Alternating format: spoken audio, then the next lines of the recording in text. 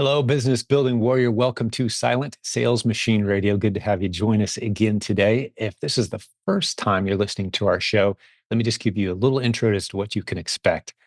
Our podcast features hundreds of interviews with students who are succeeding building amazing businesses on Amazon using the strategies from the Proven Amazon course training.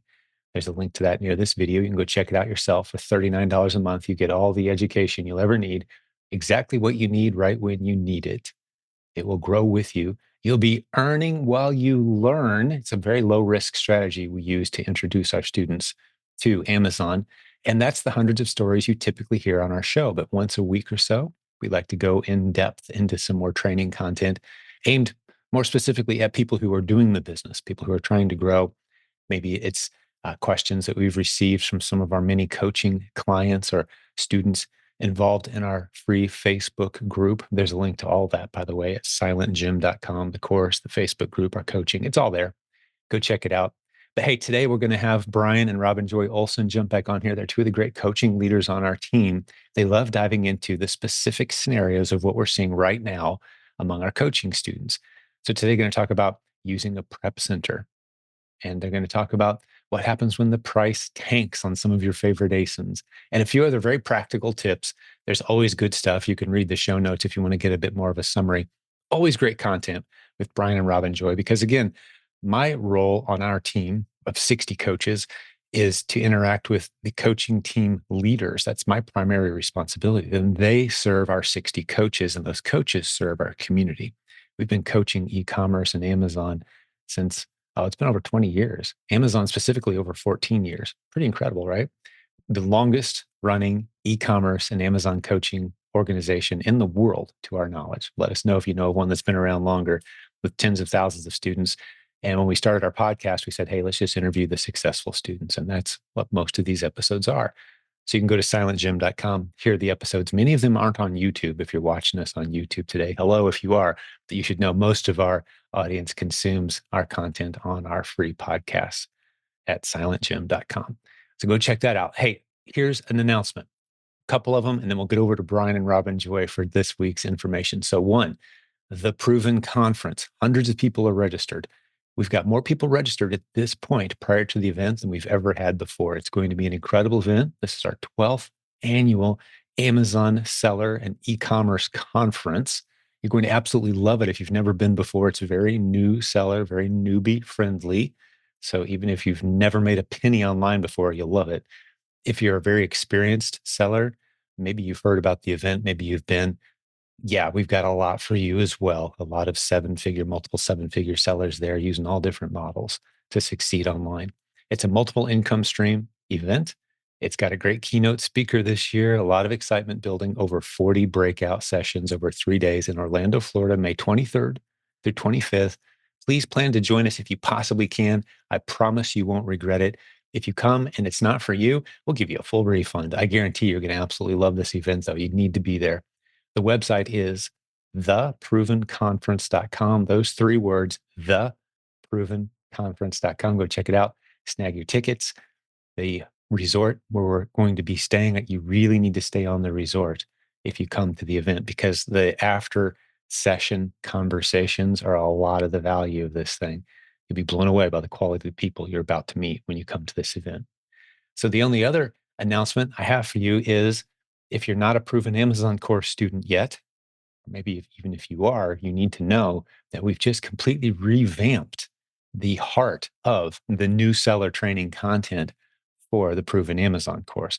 That's right. Brian and Robin Joy, who you're about to meet, along with Jimmy Smith, the guy who systemized replens for our community, they've gone through and completely revamped the first, it's about 6 or 7 hours worth of training content that you're exposed to when you come into the Proven Amazon course for the first time. Incredible opportunity to jump in using the latest cutting edge, slightly revamped and reshaped strategies that we're teaching to all of our new students. That's where all these hundreds of success stories are coming from. Get over to provenamazoncourse.com and jump in today. $39 a month. That's all you'll ever need. And it grows with you over time. Always adding new content, always updating the old stuff, improving, taking out anything that's become irrelevant. It's a course that grows with you. We're very proud of it around here, as you can tell. Well, hey, that's enough of an introduction for now. Let's jump over and see what Brian and Robin Joy have on their minds today. Take it away, guys. Welcome back to Silent Sales Machine Radio. We are your co-hosts. I'm Brian. And I'm Robin Joy. And this is Coach's Corner. So you were telling me you get this question a lot. In fact, it came up this morning. We were having coffee. You were telling me about a question that you got from a client, and you're like, here's how I'm going to answer this. Does this sound right? Not that I needed to approve it or anything, but we do go over these questions together a lot. It's just a good opportunity for us to, and that's how a lot of these conversations, the topics that we're talking about in these episodes come about. That's right. It is. So we discuss them. We try to come up with a good way to say it so that people can understand. And that's how we come up with topics for the podcast. So let's get started. This is one of the most frequent questions that we get asked in the Facebook group or in any of the places we are. So the question is, it's not really a question. The comment that we got this morning was, I think I sold something. Well, there's a question at the end. But I just sent my order in. Yeah. Right. So how can I tell? That's the question. Yeah. Right. Yeah. So how does that happen, Brian? I just sent my order in and it says I had a sale and I don't understand. Well, so a couple of things come to mind on this. One is when we're first starting out, we're sourcing, we're looking for products. We might be finding products that are the lowest of the low-hanging fruit. Right. So products that don't have any FBA offers on them. Sure. Products that don't have a lot of stock in them. Right. These are the kinds of products that we find in the early days. Often that's true. Yeah. Right. However, there's something else at work here that we need to remember. So it doesn't happen with all ASINs, but there is a program in Seller Central for third-party sellers called InStock, the InStock Head Start program. What this does is, if you are out of stock in something, Amazon will sometimes make that inventory that you just sent to UPS to send to the warehouse available to the customer. Now, obviously, they're not going to be able to send that to the customer. If a customer buys it right now, they're not going to be able to send that to the customer until they receive it and get it in a box or a bag and send it to the customer, right? Right. So what do we see that tells us if we're a customer buying that? How do we know? If we're a customer buying it? Yeah. How do we know what? That it's not going to be there. And, we expect 48 hours in the Prime window, but we have to pay attention because I've gotten caught on this before. Yeah. Where I bought something and it said it was Prime. I have too. And I was expecting it in 2 days and it didn't come. And then I got all, on my high horse and I reached out to him and was like, hey, this was a Prime order and it's been 4 days and it's not here yet. Right. So I think there are two things about that. Number one, Prime, just being Prime doesn't mean 24 to 48 hour delivery. Not necessarily on every one. Right. It means usually free shipping as part of your Prime membership. And Amazon strives to get, 1 to 2 days, sometimes same day delivery on these items. Right. And if you do get 1 to 2 day delivery, it's going to be free shipping if you have Prime in most cases. But some of these times you have access. The buyer can actually see the product and be able to purchase it, but it has a little date next to it that says available on whatever date it's available. So sometimes that's a week out because Amazon doesn't even have it in their hands yet. They can't send it to a customer. They let the customer know every time. But we as third-party sellers need to make sure that we're watching how that's working. Now, keep in mind, this will only know for sure if we have it in our inbound status and it hasn't been received. Sometimes after it's been received and Amazon is ready to send it, sometimes it will be available to someone in Florida in 48 hours, but it won't be available to someone in Seattle in 48 hours. So those differences in delivery times are something that matters to us when we start competing on price, when we start, thinking that we are either getting a sale or not getting a sale. Buy box shows differently to whomever looks across the country. So the InStock Head Start program, though, is what allows your item to be available for a customer to purchase before Amazon actually has received it, even as soon as you deliver it to UPS to be shipped. Right. As soon as UPS takes control of that, if you're in the Head Start program, Amazon will make your items for sale available for sale to customers. Now, so let's say that you're on a community listing and there are other offers on there. Why would someone pick mine? And this is the question I was answering that you didn't ask earlier, which was, well, why would that be? I just sent it in. It's only been, I dropped it off yesterday morning. It's only been a day and a half. How can that happen? Well, you could be on a listing where there are no prime offers. Right. And now you all of a sudden show up as a prime offer and people will go and buy from you. Yes. Your delivery date could still potentially be sooner than merchant fulfilled offers on that listing. Or it could be later. But the shipping is free. And so that's one of the reasons that you can see those orders come in very quickly after you send in your shipment. Sure. Yeah. And I hope this kind of helps everybody understand that it's not as simple as I have the lowest price, so I have the buy box. It's really not that as simple as that. Even if we're pricing above the buy box, which we've been talking about a lot lately, even in those cases, we still can see the differences in different parts of the country because of all the warehouses across the country, what's close, what's far. We have many examples that we go over. We'll be going over those in the workshop in May of these type situations and how you can see where your inventory is and what's going on with it, how quickly it would come to one place as opposed to another. So keep that in mind when you're pricing or repricing or using a repricer. Keep in mind that your repricer might chase that buy box even though the item's not even there yet, and that customer doesn't matter how low your price is, they're not going to necessarily buy that because it's going to take more time. So, there are a lot of places to keep this in mind. We're just hitting this at a high level. Just want to make you aware of it. It's called the In-Stock Head Start program, and you can opt out of that as well. If you go into Seller Central and search for it, you can opt out of it and never have that happen.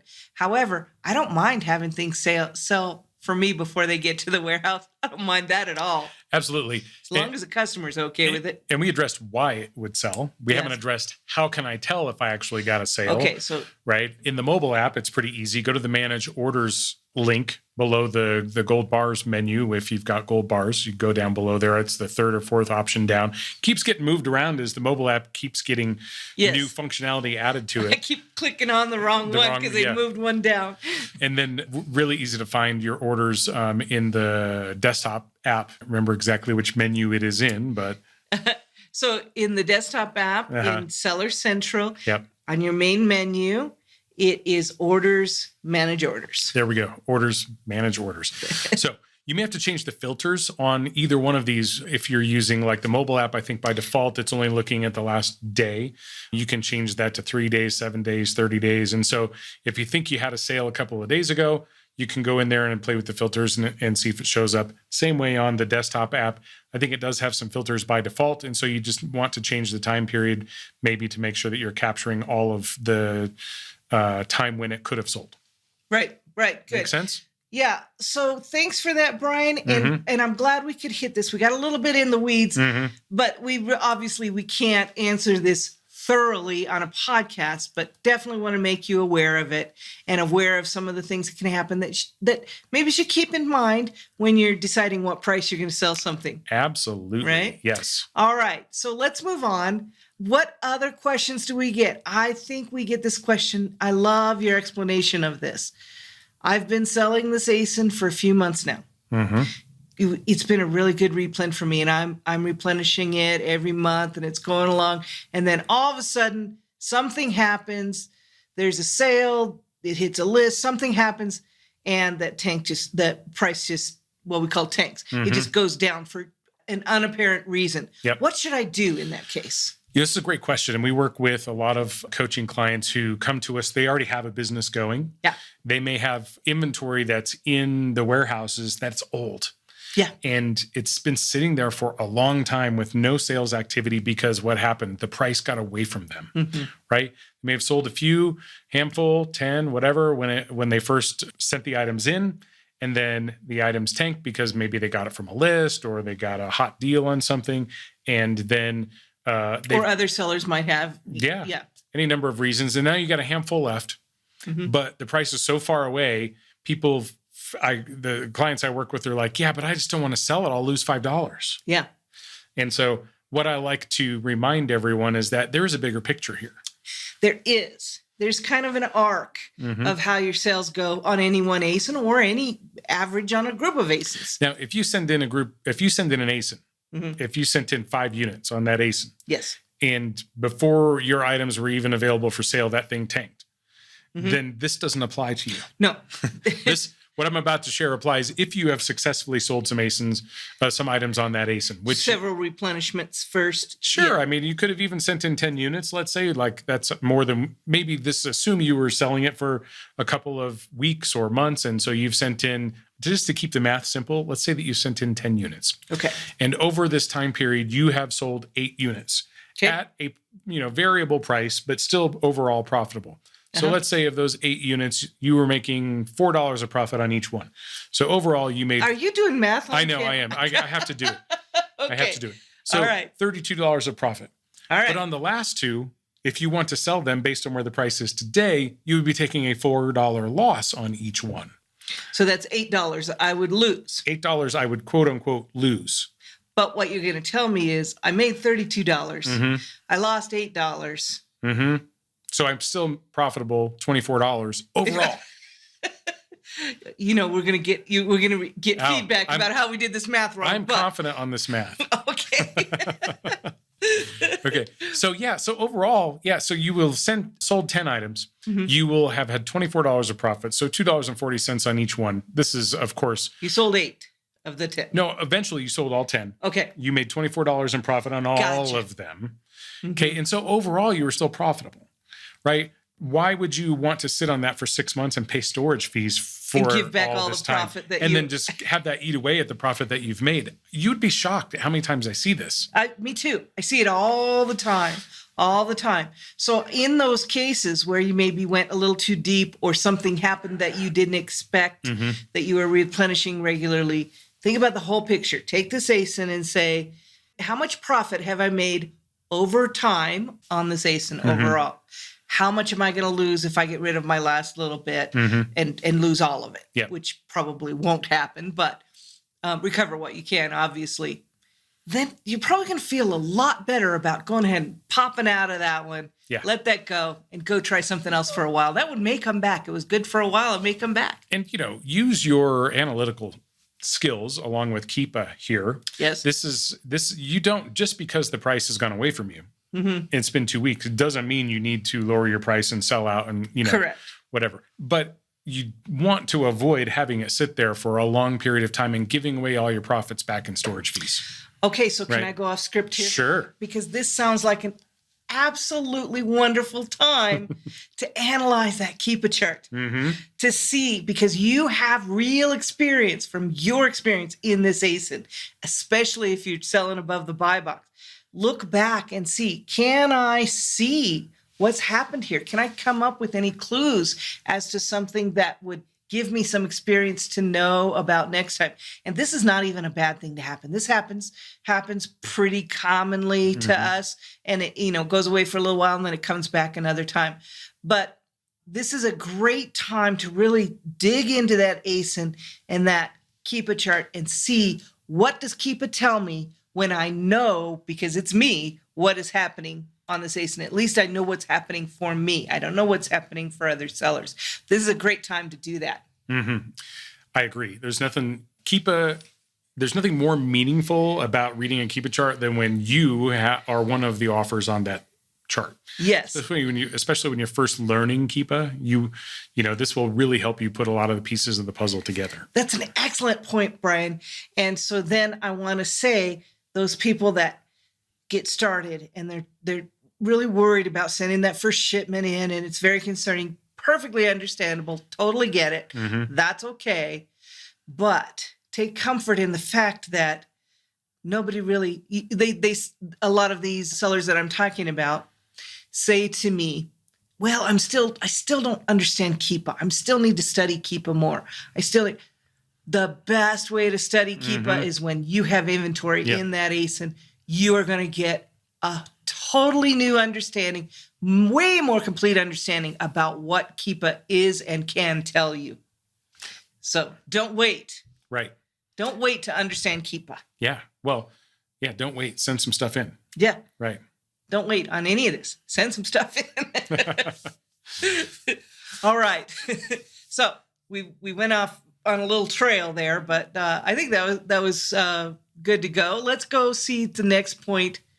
If I need to revamp my whole business if I'm going to use a prep center. Yeah. So I want to use a prep center, but I am not set up for that.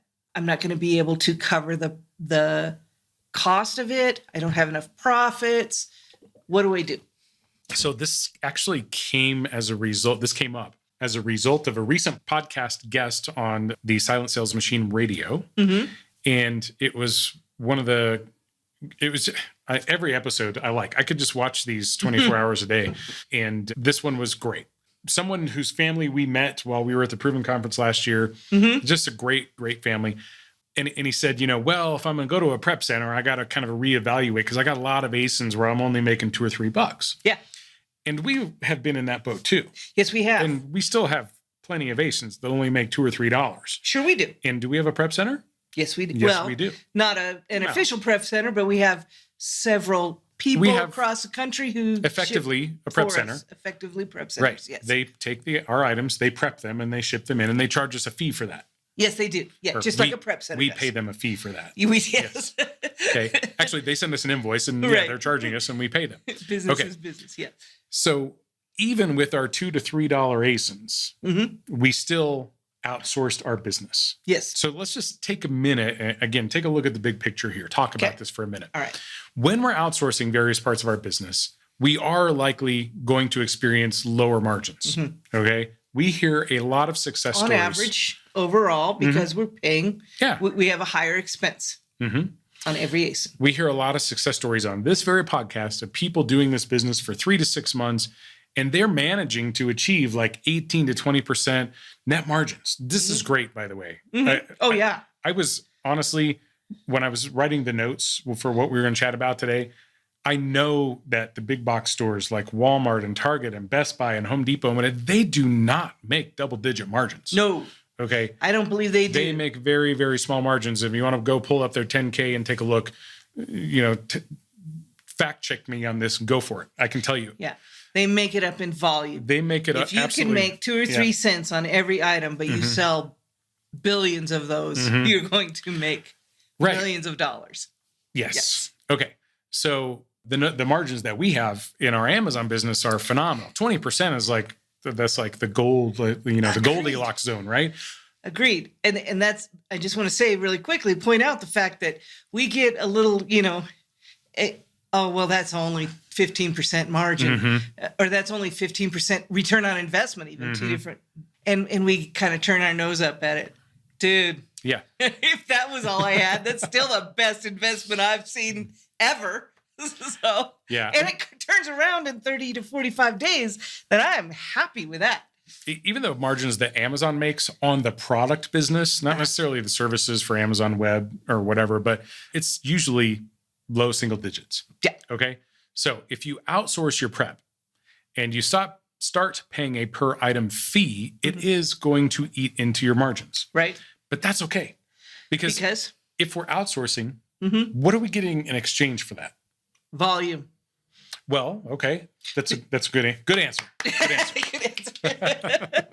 Okay. I'm apparently not reading the notes right, but the first thing that comes to mind for me, if we can go there, is volume. I can do, 200 items a week or whatever I can do as one person. Yeah. Oh, yeah. When I send it to a prep center, they have many people who can do 40, 50, 100, 500, thousands of items every week for me. And I don't have to do it. So every time I make $1, even after I pay my prep fees, I make $1,000 if they sell 1,000. I can only make 200 if I do it myself. Or whatever you can do yourself. And it is a great answer. Okay. Obviously, when we outsource that, then we're not limiting our business to the time that we have available. Right. Okay. Okay, so tell me what you were really looking for. Well, when we outsource the various parts of our business, what we usually get in exchange for that, in addition to the ability to scale, is we get time back. Yes. We get time back in our life, in our business, and we go from working in our business to being able to work on our business. That's a very, very good point. So what do we do with that time? With that time, then we go through and we can add more strategies, improve our book of business. That's the first thing we're going to do, is improve our book of business and move the average sale price, move the average profits, and use our time to analyze and manipulate our book of business, right? Yes. Whereas if we're packaging all the time, we're not going to be able to do that. Yeah, if we've got no time to improve things, then we're just always at, we're just catching up every week. Maximum utilization. Yes. Okay. So that is a great, I totally lost where I was going to go because I got another great point here. So, there are just so many things in this. So we can scale. We also get our time back. We can improve our book of business. Okay, there's another benefit here to actually, if you outsource the way that we have, and we're not saying this is the only way or the way that you should do it, but if you outsource the way that we have done it with family members, then it doesn't necessarily hurt me to have some ASINs that I only make $2 to $3 on, even if I'm going to pay $1.50 or more of prep per item.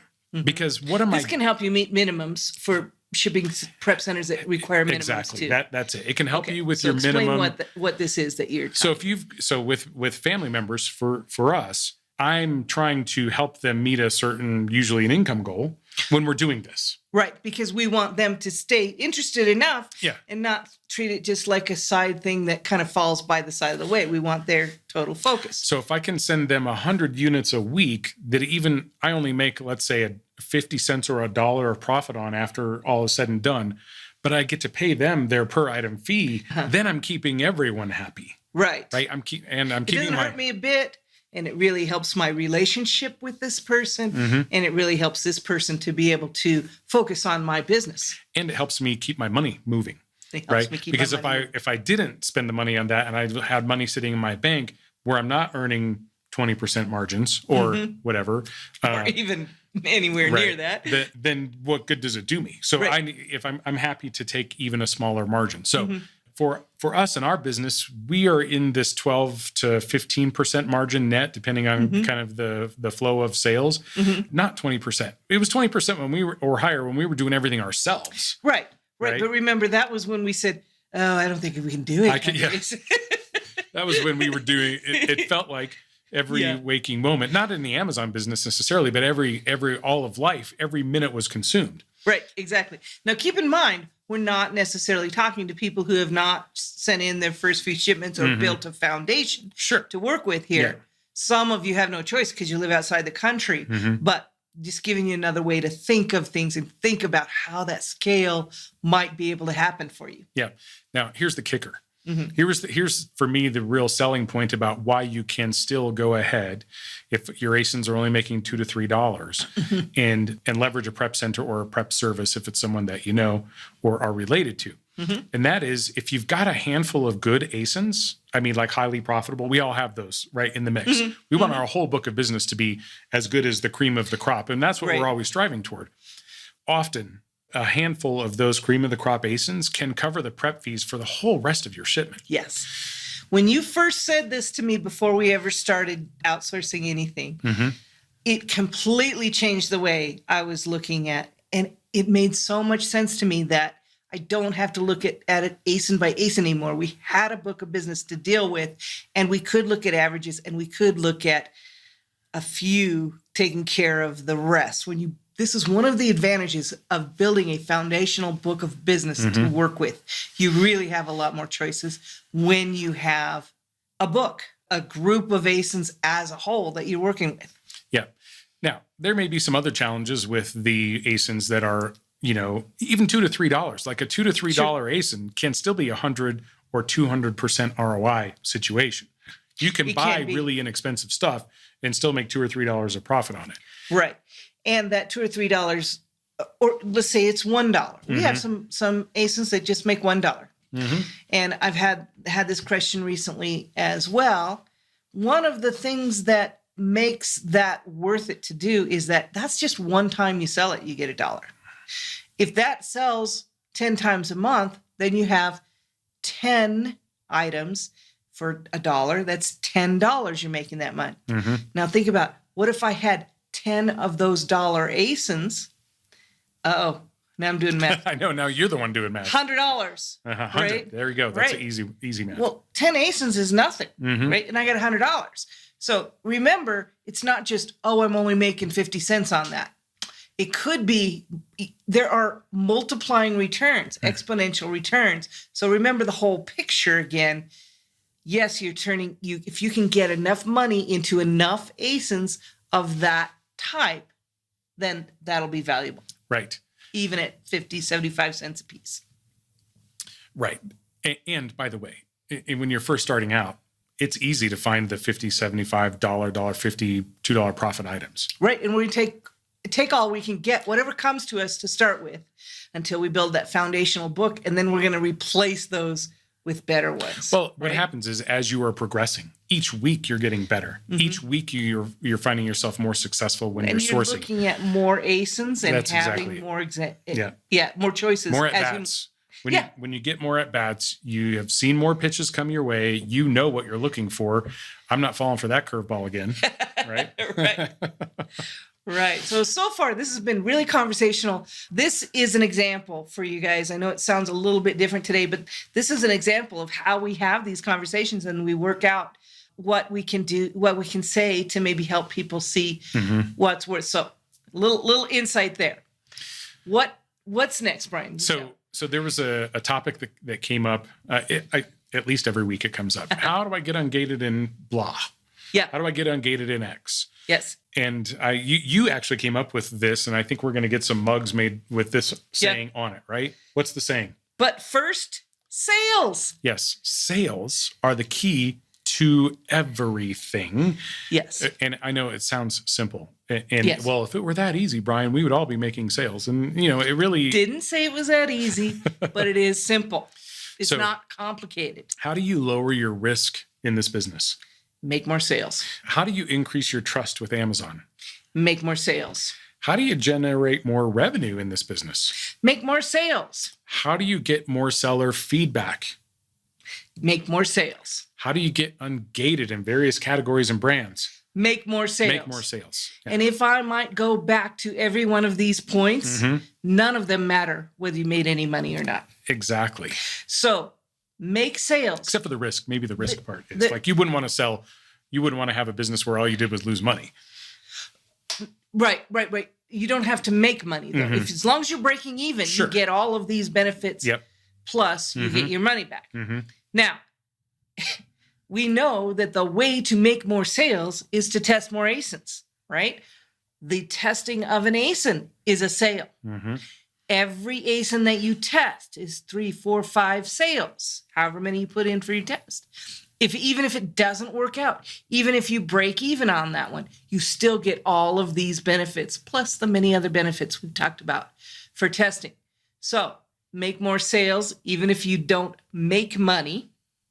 Amazon doesn't know whether you made any money or not. Neither does your customer, who's going to give you feedback. Even if you don't make money. And what makes you have more sales? Test more ASINs. So that's the answer to everything. It's like circular logic almost, isn't it? It kind of is.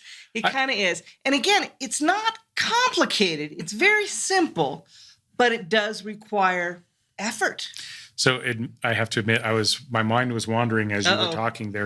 Because that never happens. I started thinking about the baseball. I was like more pitches and curveballs and stuff like that. And I'm trying to think of like, what is the equivalent of breaking even? And I would say maybe it's like a walk.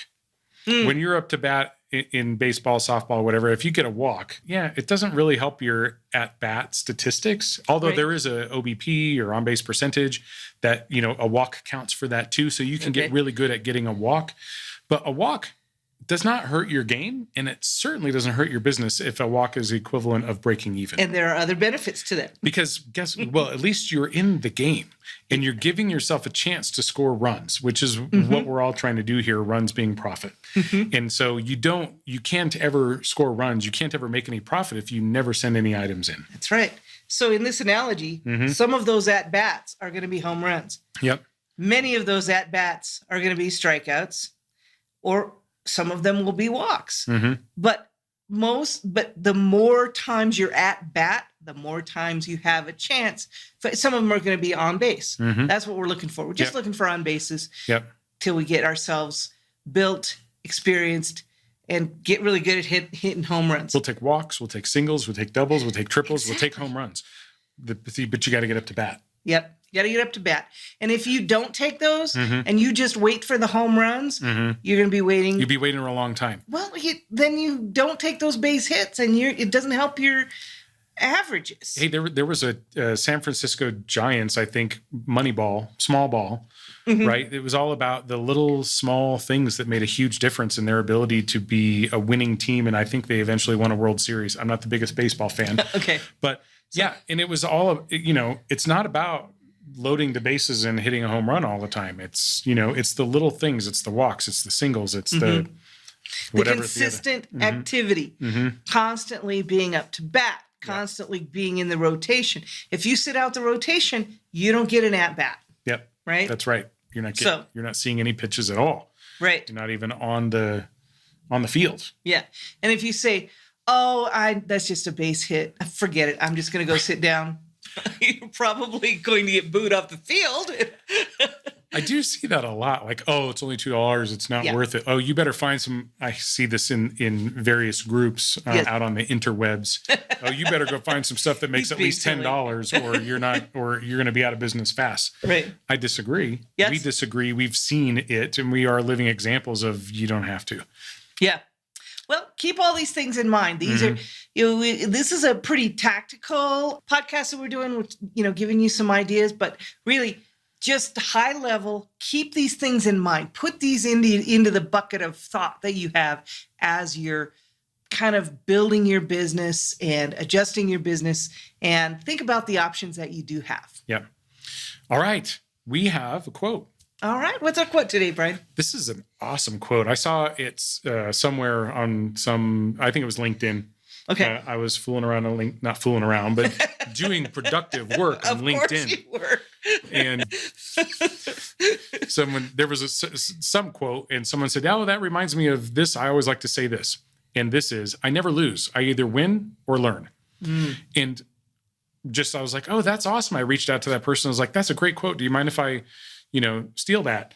And then I decided I should Google it and found out it wasn't that person. It came from Nelson Mandela. Nelson Mandela said that, yes. Yeah, but it is so applicable to what we do here, right? Right. Even a walk is learning.